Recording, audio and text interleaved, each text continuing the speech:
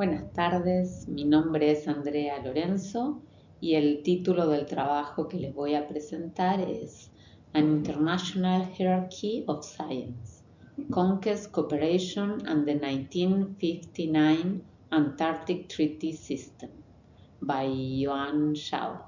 Es un trabajo del 2021 publicado en el European Journal of International Relations. En castellano lo podríamos traducir como una organización internacional jerárquica de la ciencia, conquista, cooperación y el sistema de tratado antártico. La doctora Yuan Shao es conferencista en relaciones internacionales, se unió a la Universidad de Queen Mary en 2019. Anteriormente trabajó en la Universidad de Durham, obtuvo su postdoctorado en el 2017, ha trabajado tanto en el sector público en Estados Unidos como en organizaciones internacionales no gubernamentales y sus áreas de especialización son la historia ambiental y la política, las relaciones internacionales históricas y la organización internacional del inicio del siglo XIX y el orden global. También ha sido editora de una revista de Millennium Journal of International Studies y es miembro del comité revisor. En este trabajo se hace un examen crítico del sistema de tratado antártico. Este tratado se lo caracteriza como guardián de la puerta de acceso al Club Antártico. Se dice que está emparentado con jerarquías globales e imperiales de comienzos del siglo XX, que utiliza la ciencia para lograr pactos funcionales, congelar los reclamos de soberanía y legitimar el sostenimiento de inequidades. Y el trabajo aborda las jerarquías científicas como gestantes del orden internacional. En la introducción se menciona que si bien la autora coincide con el consenso que existe sobre este tratado como un modelo de cooperación internacional a través de la investigación científica y de la resolución pacífica de divergencias, ella teoriza a este tratado como una herramienta jerárquica para la exclusión en Antártida. Para explicar a la ciencia como una herramienta de exclusión, se basa en dos argumentos. Por un lado, en la ciencia como una fuente de construcción de jerarquías en políticas internacionales y por otro lado, en el rol de puente que tiene entre las jerarquías científicas construidas y la política o el orden internacional. A lo largo del trabajo va a desarrollar y explicar una diferenciación de las jerarquías en globales o amplias y estrechas. Por un lado, la ciencia tiene un rol en la creación de inequidades estructurales profundas, es decir, a nivel jerarquías globales, y a nivel jerarquías estrechas, la ciencia legitima actores en acuerdos internacionales. Tal es el caso del sistema de tratado antártico. Entonces, otro de los argumentos es que este sistema de tratado antártico funciona como un puente entre esas jerarquías científicas construidas y la política y las negociaciones de problemas del orden internacional. De tal manera que se crea como un círculo vicioso.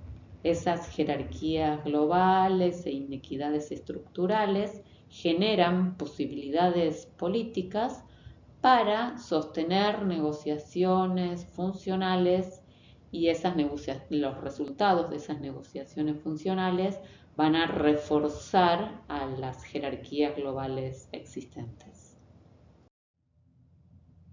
Para analizar esa relación entre jerarquías científicas y orden internacional, sigue este delineado de contenidos.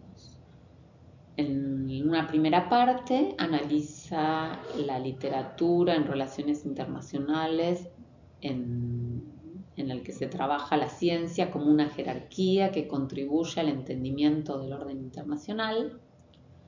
A continuación habla de las inequidades estructurales y cómo funcionan como un marco para la conducción de la ciencia en Antártida, y también menciona a la ciencia como una marca de estatus internacional y de funcionamiento imperial en la conquista territorial que genera esas inequidades estructurales. A continuación habla de la ciencia como una jerarquía global o amplia y cómo da forma a las negociaciones de la Conferencia de Washington de 1958-59, que dio origen al sistema de Tratado Antártico, y a la ciencia cómo actúa como una guardiana geopolítica que legitima las negociaciones. A nivel jerarquías estrechas, una vez logrado este tratado, analiza la relación de autoridad formal, donde este tratado refuerza la jerarquía de la ciencia y establece la estructura de las relaciones en la Antártida. Vamos a recorrer entonces uno por uno cada uno de esos contenidos. En lo que hace a la literatura en relaciones internacionales, la ciencia como jerarquía que contribuye al entendimiento del orden internacional conceptualiza ciencias, esas jerarquías amplias y estrechas y el orden internacional. Y la ciencia entonces construye jerarquía a partir de establecer un estatus o posicionamiento a partir de la práctica y la producción y la organización que resulta entonces de esa jerarquía. En esta primera parte se introducen los temas que se van a desarrollar luego en el trabajo. Este trabajo se basa a su vez en otro de Mattern y Sarah Cole del año 2016, en el que se hace la diferenciación entre jerarquías estrechas y jerarquías amplias o globales.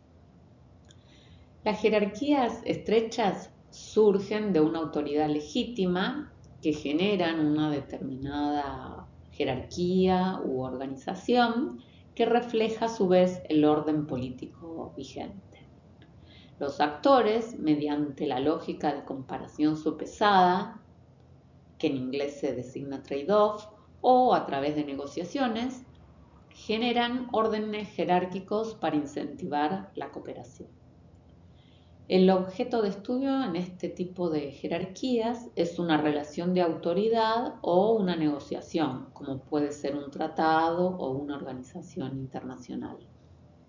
La autora menciona un ejemplo de jerarquía estrecha, un trabajo de Lake del año 2007, en que se hace una comparación o trade-off entre orden social y pérdida de libertad.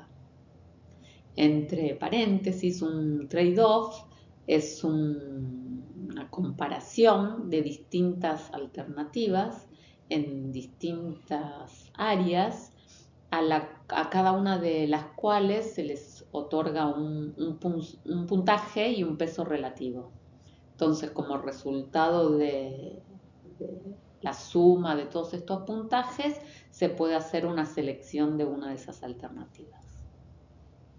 En tanto, una jerarquía amplia o global son estructuras profundas de desigualdades institucionalizadas por acuerdos internacionales que a su vez estos le dan legitimidad. En este caso surgen de una lógica de posicionamiento y productividad. Y el objeto de estudio es la sociedad en sí misma, por eso se llama jerarquías globales. Y puede citarse a Balz como el autor que lo introduce el tema de las jerarquías en las relaciones internacionales.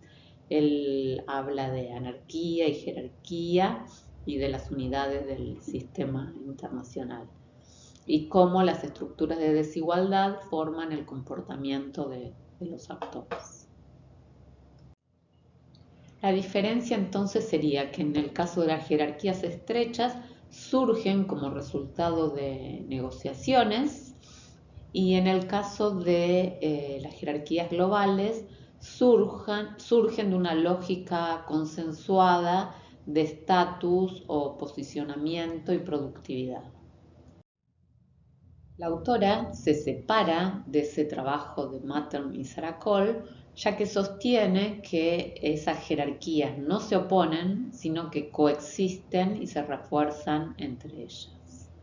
Mientras que la postura de la jerarquía estrecha se centra en el rol de la autoridad, no explica cómo ciertas prácticas o aspiraciones de algunos actores al estatus científico se consideran autorizadas. Es decir, no se plantea cómo o de qué manera se legitima esa autoridad. En tanto, la postura de la jerarquía amplia de Balz no teoriza la falta de una autoridad legítima global. Entonces, la autora observa que el sistema de tratado antártico asume la autoridad de la ciencia aun cuando hay poca teoría sobre el estatus de la ciencia y su práctica en la política global. Y señala también que mientras que algunas jerarquías amplias, como por ejemplo las raciales, han decaído, la ciencia persiste y es que ha sido instalada por el proceso imperial y aceptada como un principio ordenador internacional legítimo. Acá vamos a analizar a la ciencia como jerarquía.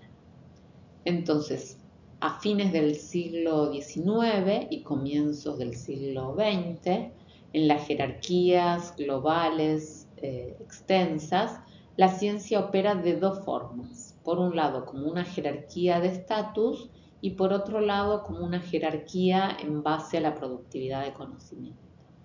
En lo que hace al estatus, el posicionamiento se hacía según la mirada de Europa, que fijaba los estándares de civilización en oposición a la barbarie.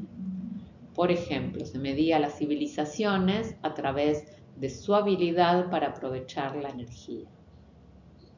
En lo que hace a la ciencia como jerarquía en base a la productividad de conocimiento, se utiliza esto para legitimar nuevos actores y espacios políticos globales. Por ejemplo, en Antártida se aplicó una práctica social butleriana que consiste en la repetición de actos a lo largo del tiempo. Entonces, desde el imperialismo, los logros científicos y tecnológicos fueron usados para medir el desarrollo de sociedades y compararlos. El imperialismo permitió desarrollar la ciencia, por ejemplo, la botánica, y los avances legitimaban al imperialismo como desarrollador del conocimiento humano. Entonces, ¿cómo es esto? Por ejemplo, en la época de la expansión hacia las colonias, iban encontrando nuevas especies que eran analizadas, catalogadas y usadas en Europa como herramienta de ostentación de jardines y a su vez esos descubrimientos los legitimaban como desarrolladores de conocimiento humano. Entonces, la ciencia tiene el rol de legitimar jerarquías, es también un capital simbólico en la competencia de poder que perduró a mediados del siglo XX. En cambio, otros perdieron legitimidad, otros que tenían un capital simbólico, como por ejemplo la posesión de colonias. El principio sería cuanto más ciencia, más producción, más derecho a reclamar autoridad política. Esto, al contribuir a legitimar el sistema de tratado antártico como una jerarquía estrecha, construye un puente entre la competencia imperialista y la cooperación internacional y la gobernanza global. Entonces, las jerarquías anchas, recordemos, tienen ese principio de estatus o posicionamiento y productividad, y las jerarquías estrechas producen negociaciones, y un ejemplo puede ser este sistema de tratado antártico.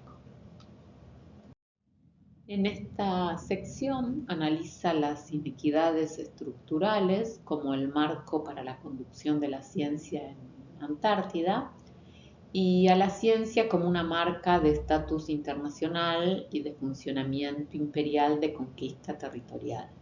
En esta sección se hace como un recorrido histórico, se analiza Antártida como un espacio imperial y a la ciencia como la conquistadora legítima. Entonces, habla de los orígenes de la revuelta científica por Antártida y la ciencia como estatus, donde la ciencia era el estatus para la civilización. Habla después de la producción de ciencia y cómo en la Antártida se constituye un espacio político jerarquizado y cómo la Guerra Fría genera un nuevo balance de poder en Antártida. En esta sección vamos a hablar de Antártida como espacio imperial y la ciencia como conquistadora legítima. El contexto es que las condiciones climáticas en la región son muy severas, es una región muy distante de las zonas pobladas, que se encontraba inhabitada y a su vez era inhabitable. En ese momento permanecía excluida de la conquista imperial. A fines del siglo XIX regía el principio de efectiva ocupación establecido por la Conferencia de Berlín de 1885. Entonces, el imperialismo recurrió a la ciencia como el mecanismo de legitimación basado en el principio de posicionamiento o estatus y productividad. ¿Dónde comienza la revuelta científica por Antártida? En ese momento, a fines del siglo XIX, en los congresos internacionales de geografía desarrollados en 1895 y 1899, comenzó la competencia y el interés por la Antártida. 7 países realizaron expediciones, se crearon los sectores nacionales e iniciaron los reclamos territoriales. Gran Bretaña, Nueva Zelanda, Francia, Australia, Noruega, Chile y Argentina. El artículo destaca el rol de la ciencia superando a la competencia imperial, tradicional y violenta. Otros países intentaron replicar para poder ser introducidos al Club de las Naciones Civilizadas: Japón, Bélgica, Suecia, Alemania. Se realizaron expediciones, travesías marítimas, actividades científicas, acompañadas por ceremonias de posesión, instalaciones de estaciones de investigación, plantada de banderas, construcción de mapa, nombramiento de tierras o accidentes geográficos. La ciencia, además de legitimar la exploración y conquista, también se usó para legitimar administraciones imperialistas. Tal es el caso de Malvinas, donde los argumentos de Gran Bretaña se basaban en que la práctica indígena degradaba el ambiente, también en la obligación de desarrollar y salvaguardar los recursos naturales, en la preservación del ambiente y la sustentabilidad. Se argumentaba que era para el beneficio de la humanidad. Argentina no había tomado medidas para regular el número de de ballenas, y Gran Bretaña desplegó la operación secreta Tabarín durante la Segunda Guerra Mundial para ocupar la estación científica en las Malvinas. Estas son todos antecedentes de prácticas para la institucionalización de jerarquías en el sistema de Tratado Antártico, el precedente para el artículo 9 que vamos a mencionar ahora a continuación. Y así llegamos a la Guerra Fría y un nuevo balance de poder en Antártida. Después de la Segunda Guerra Mundial, la disputa antártica se ajustó al nuevo balance de poder internacional. Estados Unidos y la Unión de Repúblicas Socialistas Soviéticas no hicieron reclamos territoriales, en cambio, incrementaron la actividad científica y en base a eso argumentaron sus derechos. Por el lado de la Unión de Repúblicas Socialistas Soviéticas, lanzaron una expedición en 1820, que fue la primera en avistar Antártida, y con esto mostraban sus derechos y su aporte a la ciencia de la navegación. Además construyó 2 bases sobre el sector reclamado por Australia y aportó a la adaptación del tractor, que es utilizado mayormente como transporte en tierra antártica. Por el lado de Estados Unidos, se autoadjudica el rol central en el Año Internacional de la Geofísica como organizador del evento, y también por los aportes que hace desde la Fuerza Aérea. En el siguiente punto o sección analiza la ciencia como una jerarquía global, que da forma a las negociaciones de la Conferencia de Washington de 1958-59, que dieron origen al sistema de Tratado Antártico.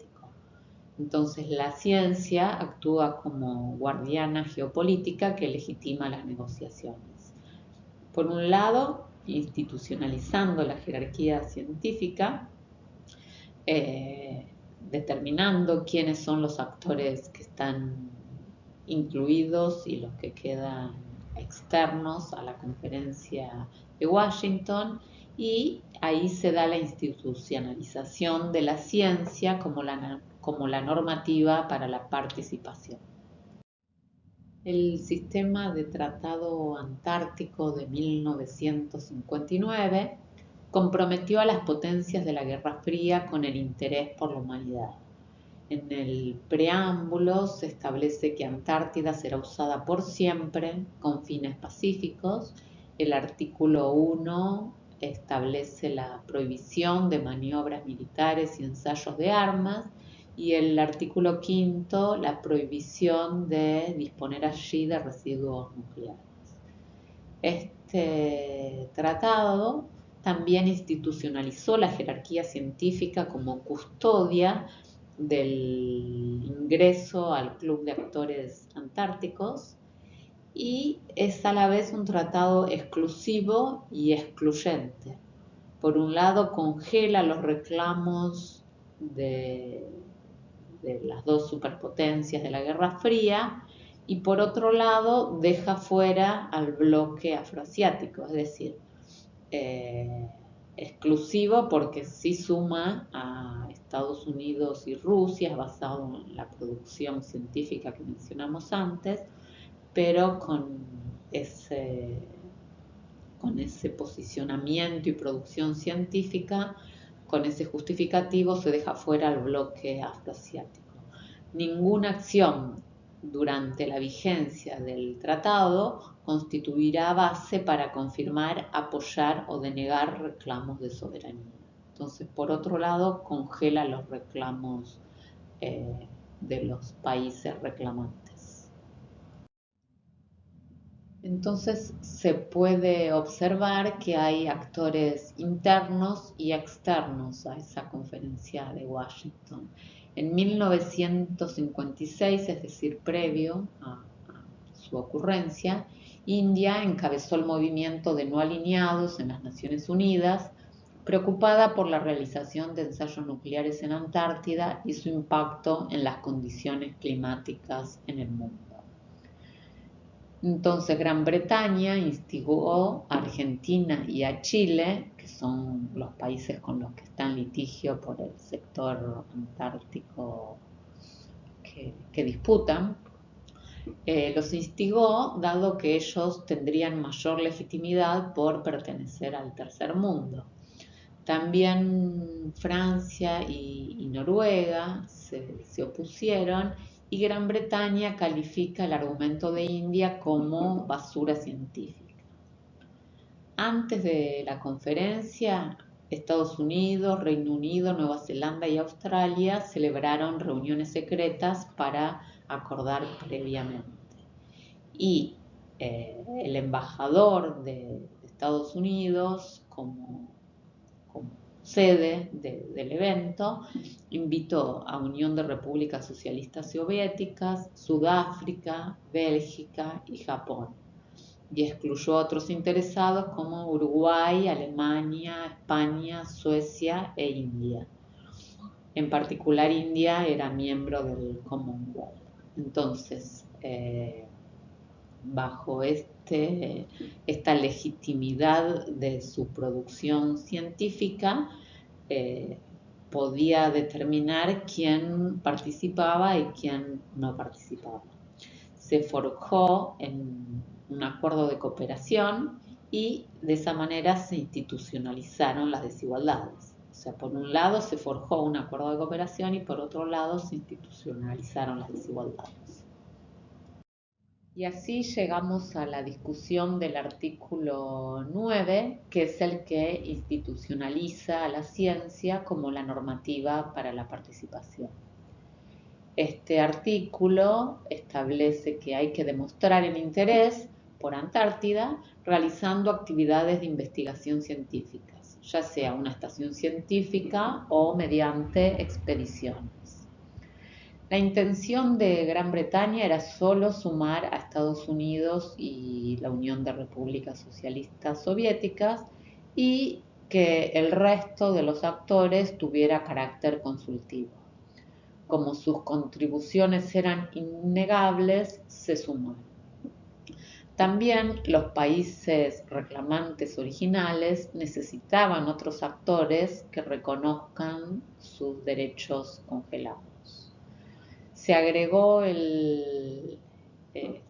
como la designación de actividad científica sustancial para evitar que la Unión de Repúblicas Socialistas Soviéticas invitara a sus países satélites a participar en expediciones y de esa manera sumarse también al tratado. Entonces, por un lado, se permitía el acceso a países con actividad científica intensa y por otro lado, se garantizaba el reconocimiento de los derechos de los reclamantes originales. En las décadas siguientes, Antártida se constituyó en una vidriera de estatus de poder y para la creciente preeminencia en el orden internacional. El general Cañas, chileno, tiene una cita que dice: hay una guerra por el dominio y el arma es la ciencia. En esta última parte, antes de las conclusiones, habla del sistema de tratado antártico como una relación de autoridad formal que refuerza la jerarquía de la ciencia y establece la estructura de las relaciones en la Antártida. Entonces, cómo la actividad científica permite a India y China sumarse a este estatus internacional. Entonces, el sistema de tratado antártico transformó la lógica de posicionamiento y productividad en una jerarquía aceptada y legitimante. India, que había instalado la discusión por Antártida en la Asamblea General de Naciones Unidas, previamente a la TS, en vez de resistirse a él, cambió su estrategia para poder sumarse a la selecta banda de países y al Club Antártico. En 1983 logró su objetivo, se unió como miembro consultivo. Para esto su producción es la que se describe acá abajo. Participó en expediciones australianas y soviéticas en el sector noruego por 3 años seguidos, invirtiendo más de 10 billones. En 1983, en una expedición ahora independiente, ya no con otros países, establece una estación meteorológica llamada Dakshin Gangotri para estudiar los monzones en el Océano Índico. Y Indira Gandhi relaciona esta proeza científica con el posicionamiento internacional que pasa a tener India. Esto lo presenta ante la Cámara Baja de India. En el caso de China, su historia es que se retiró en el año 1957 y 58 del Congreso por el Año Internacional de la Geofísica debido a que participaba Taiwán. Finalizando los 70, restableció relaciones diplomáticas con Estados Unidos e pasó a intensificar el interés en Antártida. En 1984 envió la primera expedición independiente. Al año siguiente estableció la estación de la Great Wall sobre la isla King George, reclamada por Gran Bretaña, e invitó a científicos taiwaneses. En ese año fue aceptada como miembro consultivo del sistema de tratado antártico, al igual que la India, que lo había sido en el año anterior. Aceptó asesoría y entrenamiento de Japón, la Unión de Repúblicas Socialistas Soviéticas, Estados Unidos, Chile, Argentina y Nueva Zelanda. En 1989 estableció otra estación llamada Sun Yat-sen, que es el padre de la China moderna. En 2005 exploró el Domo A, que era la última tierra que permanecía sin explorar, y nombró algunas características geográficas. Entonces, de esta manera, India y China refuerzan el entendimiento de autoridad legítima sobre un territorio a través de las actividades científicas. Y la ciencia ocupa el centro de las relaciones entre la autoridad política y la naturaleza en Antártida. Acá vemos una cita textual de la autora que dice: I stress how broad hierarchies create the political possibilities that enable functional bargains, and how, in turn, functional bargains reinforce and legitimate existing broad hierarchies. Y me parece que este circuito de engranajes nos muestra esto que la autora presentaba antes, ¿no? Las jerarquías globales estructuran la política internacional y en base a la actividad científica legitima integrarse a las jerarquías globales. Eso permite participar de instituciones internacionales, de negociaciones, como por ejemplo el sistema Tratado Antártico, y esto a su vez se realimenta y refuerza el consenso sobre el rol de la ciencia como una jerarquía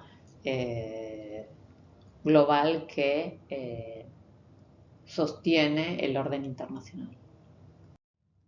Este es el repaso de los contenidos. Entonces, cómo a partir de inequidades estructurales, en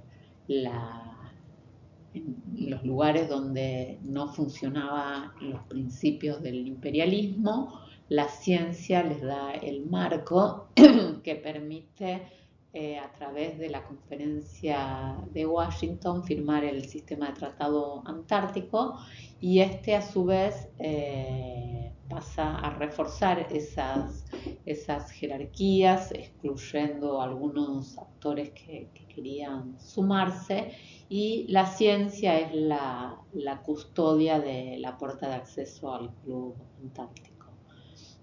Una vez firmado ese tratado, se refuerza la jerarquía de la ciencia, y aún miembros que en un principio no estaban de acuerdo se suman y pasan a integrarse a este Club Antártico.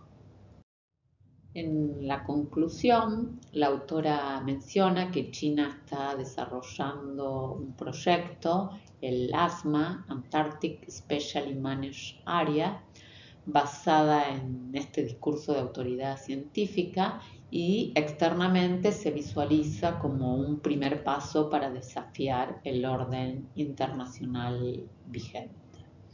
Este tratado se tiene que renegociar en el año 2048 y resalta la importancia de la ciencia como un instrumento político que estructura el orden internacional.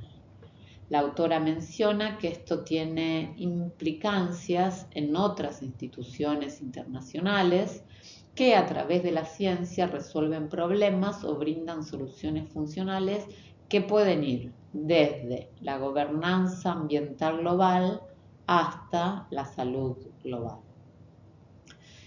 En un primer momento ha habido resistencias en la Asamblea de Naciones Unidas, primero India, luego Malasia y Zambia, donde se ha cuestionado en algún momento el beneficio para toda la humanidad, y también se ha cuestionado la narrativa eurocéntrica y masculina acerca de la exploración antártica, por ejemplo en una ficción Sur de Ursula Le Guin, donde en ella se propone que 9 mujeres de Perú, Chile y Argentina han sido las primeras exploradoras.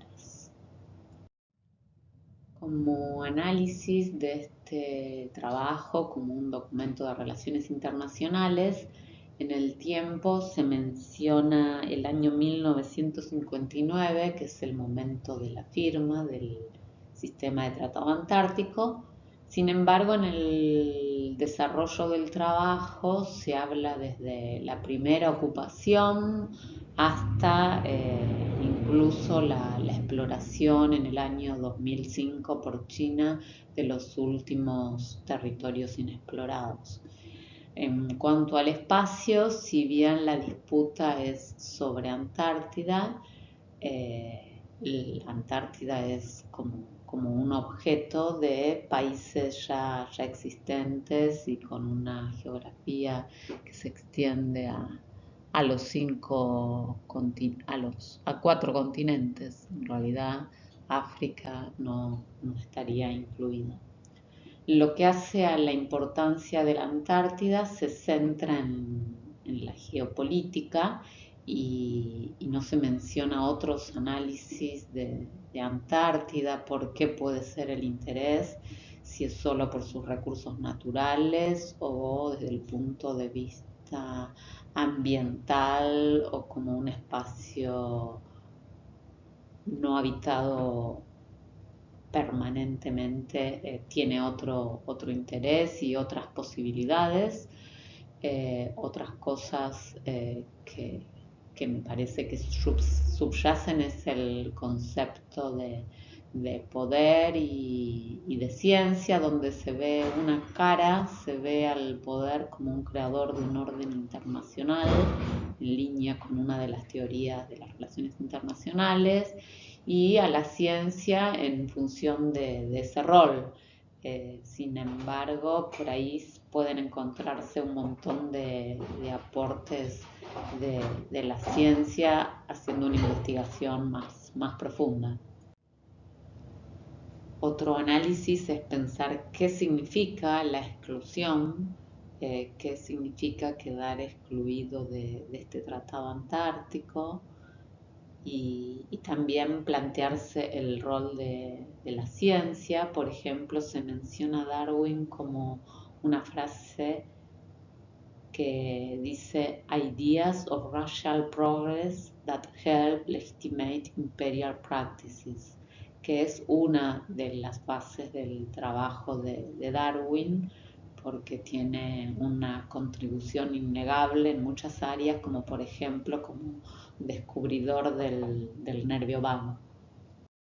Acá, como dato de color, Argentina es el país que más bases permanentes tiene. Ahí están en verde las permanentes y en naranja las no permanentes, y los límites que cada país reclama, como es el sector que cada país reclama. Y por último, se analizan en esta diapositiva la relación con los contenidos vistos a lo largo de la cursada de esta materia, ciertas similitudes, por ejemplo, con el concepto de sistema tecnológico de Wiener, donde la tecnología es una forma de organización social, y también la visión de la tecnología como una construcción social más que un determinismo tecnológico. Respecto al trabajo de Michael Gibbon, la postura de Estados Unidos podría asemejarse más a la de modo 1, donde es disciplinario, organizado, y en cambio para China una postura del modo 2, tal como lo presenta la autora. Ha querido integrarse, aprender de la experiencia de otros países, sumar a Taiwán y hacerlo transdisciplinar. El concepto de Large Technological System como una concepción sistémica en el abordaje de desafíos de la gobernanza global coincide con la motivación de este trabajo.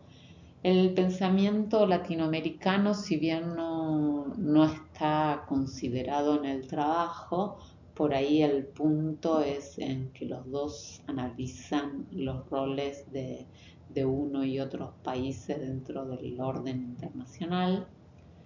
Respecto al artículo 5 de la prohibición de desechos nucleares, me gusta traer una frase del doctor López Rossetti, que dice que uno diagnostica entre lo que busca y busca entre lo que conoce. Entonces, por ahí en aquel momento, esta era la preocupación. Hay que analizar por ahí más exhaustivamente cuáles son todas los posibles efectos sobre el ambiente de distintas tecnologías, como por ejemplo las toneladas de plástico que afectan los océanos y a la flora y a la fauna. El año de la firma coincide también con la creación de la UNOSA, la Oficina de Naciones Unidas para Asuntos de Espacio Exterior, es decir, que ahí se ve cómo se buscaban todos los espacios que quedaban como fuera de la expansión imperialista. En 1979 se firma el Tratado de la Luna, y hay una sola coincidencia en un país firmante, Australia. Hay otros trabajos como el de Código Geopolítico, donde se ven a las instituciones como creadores de orden. En el de armas biológicas y el doble uso se analizó el rol de la comunidad científica como guardián de la ciencia. En este trabajo se considera la ciencia como la guardiana de un club de países exclusivos dentro del orden internacional. Con la clase anterior, donde se habló de China y de la creciente importancia que da a la ciencia, también se ve una coincidencia de que en el momento que pasa la economía socialista de mercado lo lleva a integrarse a este tratado antártico. Y el último tema que se ve hoy claramente tiene que ver con esto de cómo se crean y consolidan las jerarquías internacionales. Muchas gracias y a disposición para cualquier aclaración adicional sobre este trabajo. Nos vemos. Chau, chau.